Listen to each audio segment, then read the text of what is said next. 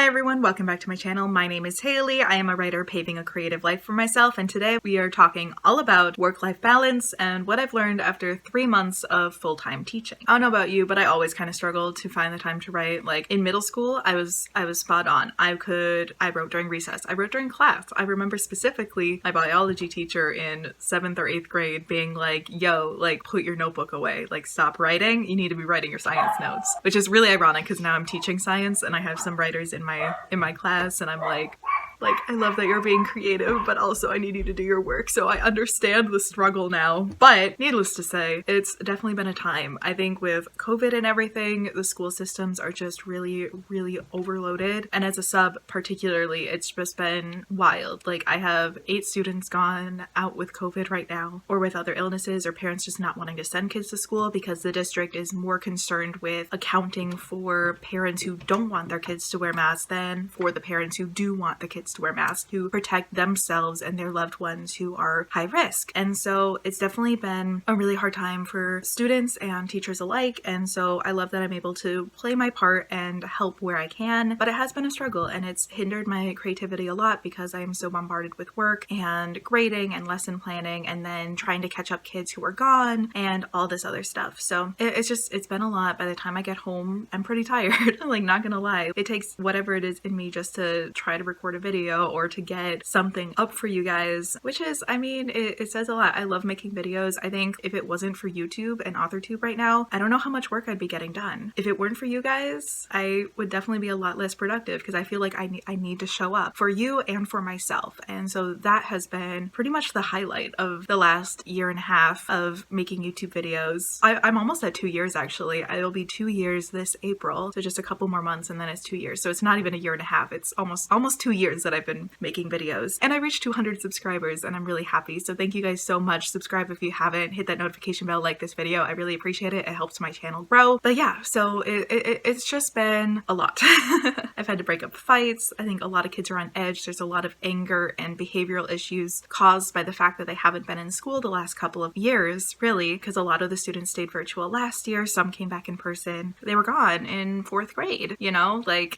such an amount of growth happens between 4th grade and 6th grade, so they're kind of behind their levels because they haven't had that ability to grow. But anyways, this video is not really about the school systems. It's about how being a teacher in the public schools during this time, during the pandemic, has really affected my writing and where I hope to go from here. As I'm recording this right now, Monday, today's the 30th of January. I've been in this position 3 months now because I started November 2nd or November 3rd. I started November 3rd, and so we're almost at the full 3 months of full-time teaching. And I felt like this was a good time to kind of reflect on the last 3 months of my writing as a whole and just where I'm going and how I feel about everything. So it's just going to be a very chatty video. So it's just going to be me chatting and drinking coffee this morning.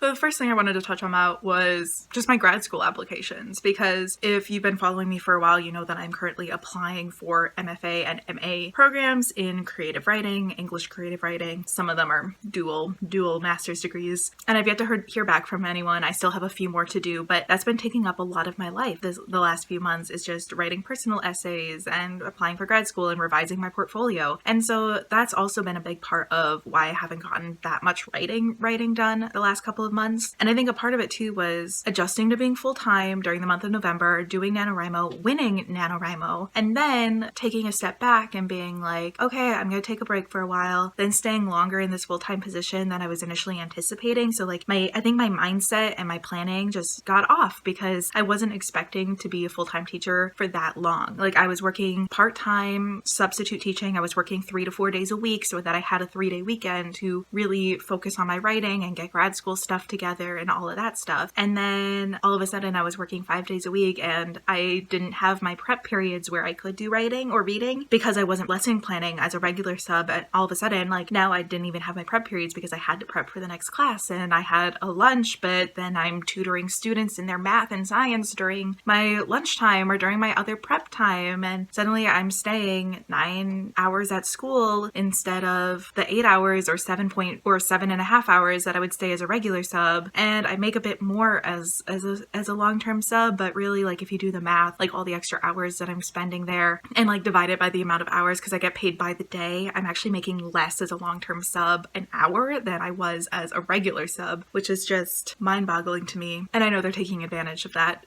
I am very nice and I'm from Wisconsin, you know, like I care about the students. And so I'm kind of like in this like weird situation where my last day in this position was supposed to be the 31st. It's supposed to be tomorrow, but now I'm staying through the 4th, and ultimately I'll probably end up staying through February as well, which is like not ideal, but it is what it is, I guess, just because there's no other sub to go into it. And what will end up happening, which is what happened at the beginning of the year, is that teachers have to give up their prep periods to sub other classes. And since I'm in a classroom where the teacher's been gone all year, almost all year, and not to her fault at all, like her son is very sick, so she can't come to school. But the thing is because of the behavior problems and because of just the dynamic with the students and teachers and all of that, like they really don't have anyone else to go into this position. I don't know, I'm kind of in a tricky spot right now where I want to go back to part-time just because I know that it'll be ultimately better for my writing and my creativity, because right now that's been really suffering just with me being just so exhausted and burnt out and all of that. And so that plays hand in hand with creativity, right? Like if you're burnt out from your job, it's going to be a lot harder to do anything else. So that's what's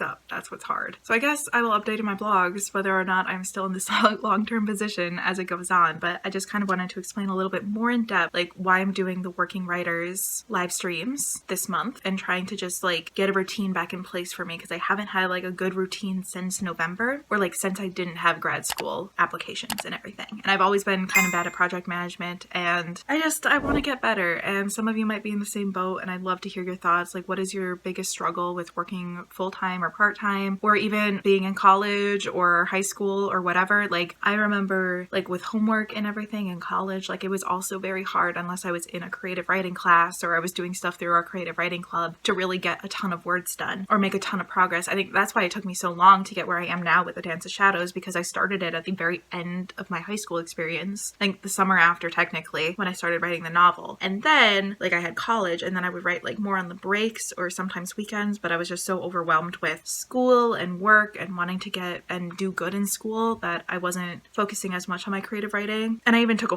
almost a whole year pretty much off of A Dance of Shadows because I had so much work to do. But yeah, so that's why I'm on year 6 of A Dance of Shadows, because I think a lot of us get caught up too in the whole, if you want to be a writer, you'll write mantra. And so you hear about writers who get up at 4:30 in the morning and write for 2 hours before work. And you have the writers who stay up really late and then don't get a lot of sleep and then wake up early for their job and all this stuff. And I'm just like, you know, I can't do that. I need my sleep. I'm not a morning person. I cannot force myself to wake up any earlier than I absolutely possibly have to. And I mean, that's a good thing with this long-term position, is that I do get to go to work later than I used to as a regular sub, because it starts at, I think the first hour starts at 8:25 versus 7:30 at my previous school. So I guess like technically like I could get more, but I have to be at work by 7:45. I don't know. I think as writers, we need to stop comparing ourselves to others. And I think we need to just find the time that works for ourselves, which is why I'm trying just to do 3 extra hours a week. And we'll see by the time that this airs how we're doing on that.